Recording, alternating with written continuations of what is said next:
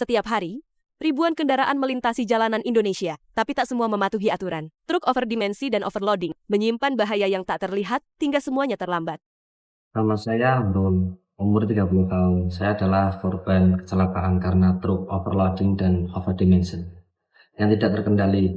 Kecelakaan ini mengubah hidup saya selamanya. Saya berharap perusahaan mampu yang mengangkut barang yang lebih bertanggung jawab dan mematuhi aturan keselamatan. Saya melihat langsung truk overload melaju kencang tanpa kontrol, sangat menahukan. Kami berharap pihak berwajib lebih serius menangani masalah ini. Korban kecelakaan lalu lintas bukan hanya kami, tapi juga keluarga kami. Kami berharap ada tindakan nyata untuk mencegah overloading dan overdimension di jalan.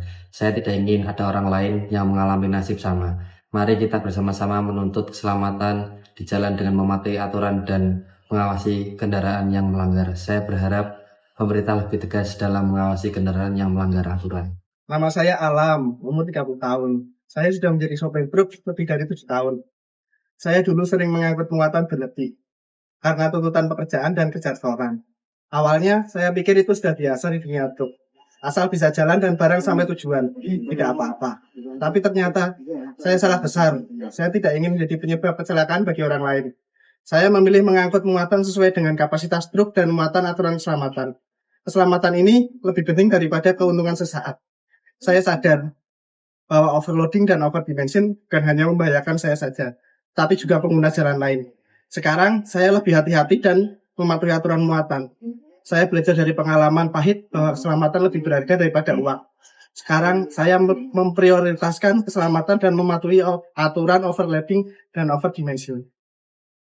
Nama saya Soleh, dan saya mempunyai adik yang bernama Jana, yang menjadi korban kecelakaan lalu lintas akibat truk yang membawa muatan berlebih di simpang 4 Penolawen. Pada saat itu adik saya akan berangkat sekolah. Sesampainya di tikungan simpang 4 Penolawen, adanya truk muatan berlebih yang akan berbelok ke kiri. Truk tersebut tidak mampu mengendalikan laju kendaraan yang karena muatan yang sangat berlebih dan ukuran yang melebihi batas maksimal. Kami kehilangan orang tercinta karena kelalaian orang lain.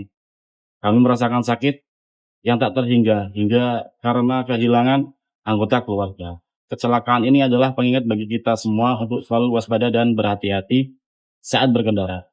Semoga kejadian ini menjadi pelajaran bagi semua pihak untuk lebih berhati-hati. Kami berharap pemerintah dan pihak terkait lebih serius menangani masalah ini sehingga tidak adanya lagi korban selanjutnya. Saya Ibda Sukendro, dan Kamsel Satlantas Polres Pekalongan Kota. Mengimbau kepada seluruh sopir angkutan barang agar tidak memaksakan kendaraan mengangkut beban lebih kapasitas atau overloading atau mengubah ukuran kendaraan menjadi lebih besar dari standar pabrik atau overdimension.